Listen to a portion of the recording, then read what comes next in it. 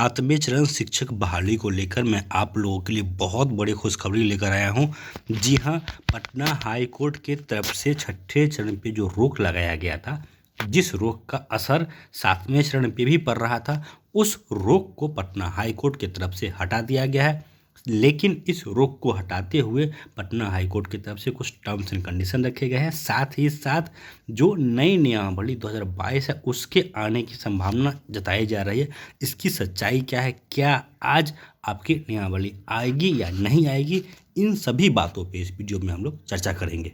ये आप देख सकते हैं, आपके सामने हिंदुस्तान समाचार पत्र से लिया गया यह कटिंग है। बिहार के किसी भी जिले का संस्करण आप उठाएंगे तो पहले ही पेज पे आपको यह न्यूज़ देखने को मिल जाएगा, जिसमें साफ साफ कहा गया है छठे चरण के शिक्षक भर्ती पर हाई कोर्ट ने रोक हटाई।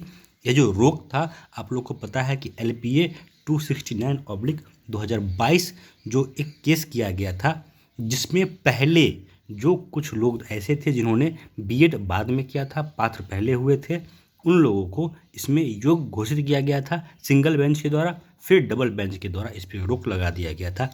अब इस रोक को हटा लिया गया है और यह जजमेंट बहुत ही महत्वपूर्ण इसलिए है क्योंकि इसी रोक और इसी छठे चरण का हवाला देकर के सरकार बार बार सातवें चरण में खास करके जो STET के अभ्यर्थी हैं, माध्यमिक उच्च माध्यमिक के अभ्यर्थी हैं, उनकी बहाली को फंसा रही थी, बार बार रोक रही थी। देखिए, इस न्यूज़ में पूरी तरह पे जो बातें कही गई है, इसमें मेनली यही बात है। वैसे मैं स्क्रॉल कर रहा हूँ, आप लोग चाहें तो इसको रोक के पढ़ सकते हैं, लेकिन जो मुख्य बातें हैं वो इसमें यही है कि जो जस्टिस अमानुल्लाह है, साथ ही साथ सुनील दत्त है, क्योंकि ये डबल बेंच में केस था, इन्होंने इस बहाली से रोक को वापस ले लिया है। लेकिन साथ ही साथ जो कंडीशन लगाया है वो ये है कि अगर इस केस में आगे चल करके कोई सुनवाई होती है और कोई अलग आदेश आता है तो वह आदेश जो है इन उम्मीदवारों पे लागू होगा और इस केस के जजमेंट का असर आगे की बहालियों पे पड़ने वाला है।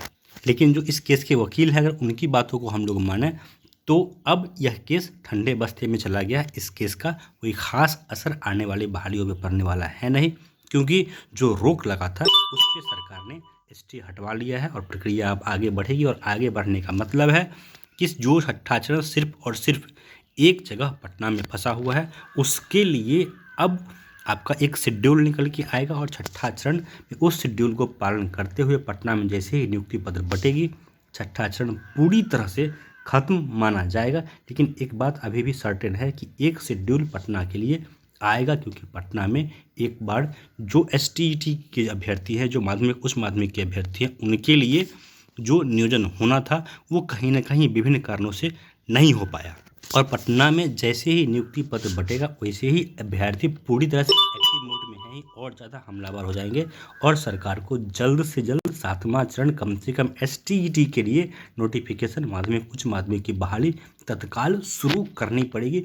तो दोस्तों, सातवें चरण में अगर हम लोग बात करें माध्यमिक उच्च माध्यमिक किया, तो कल का दिन बहुत ही बड़ा खुशखबरी वाला दिन रहा। बहुत ही एक तरह से कहिए तो गुड न्यूज़ लेकर के आप लोग के लिए आया है। लेकिन आज मंगलवार है और आप लोगों को पता है कि आज बिहार सरकार के कैबिनेट की मीटिंग होने वाली है और जिस तरह से पिछले कुछ दिनों से नीतीश कुमार की तरफ से शिक्षक बहाली को लेकर के सभी अधिकारियों को, सभी मंत्रियों को निर्देश दिया गया है, तब से यह बाजार पूरी तरह से गर्म है कि अगले कैबिनेट मीटिंग में नई नियमावली निकल के आ सकती है। आप लोग को पता होगा कि पिछले हफ्ते जो माननीय मुख्यमंत्री है, उन्होंने वर्तमान शिक्षा मंत्री और वर्तमान वित्त मंत्री और कह सकते हैं पूर्व शिक्षा मंत्री के साथ मीटिंग की थी और शिक्षक बहाली का जायजा लिया था।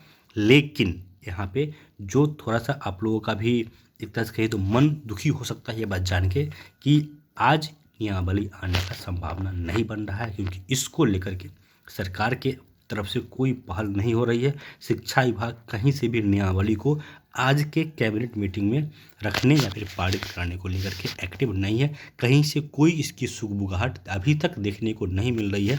तो आज नियमावली पास होगा, इसका संभावना बहुत कम बन रहा है जहाँ तक मेरा अनुमान है। बाकी जो भी जैसा भी अपडेट होगा, सिर्फ और सिर्फ ज़रूरी अपडेट, सिर्फ और सिर्फ सही और सटीक अपडेट आप लोग को हमेशा मैं देता रहूँगा। आप लोग से निवेदन है, कृपया वीडियो को लाइक और शेयर ज़रूर कीजिए, चैनल को सब्सक्राइब ज़रूर कीजिए। धन्यवाद।